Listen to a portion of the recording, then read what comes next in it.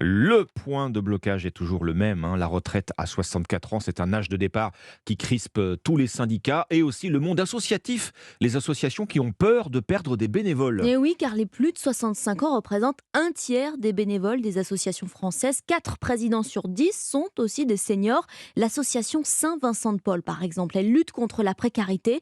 Pour Europe 1, Caroline Maudry a rencontré les retraités bénévoles, clé de voûte de la structure. Moi, je suis arrivée au lendemain de ma retraite. À 74 ans, Je Anne-Marie suis vient allée d'être nommée présidente de l'antenne du Morbihan. Lunettes sur le nez, gilet en laine impeccable. Depuis presque 20 ans, cette bénévole rend visite à des familles dans la précarité et distribue des colis alimentaires. parce qu'il fallait déjà que je fasse quelque chose. J'étais très active, donc je n'allais pas rester comme ça sans rien faire. Notre cible, d'ailleurs, de recrutement, ce sont les jeunes retraités. 2 tiers Voilà. des 17 000 bénévoles de l'association sont à la retraite. Le secrétaire général Patrick Dérouville suit de près l'actualité et cette réforme qui bouleverserait ses rangs de seniors. C'est eux qui font vivre la structure, hein. Ça ne veut pas dire qu'on n'est pas efficace ou opérationnel à 64 ans et par rapport à 62 ans.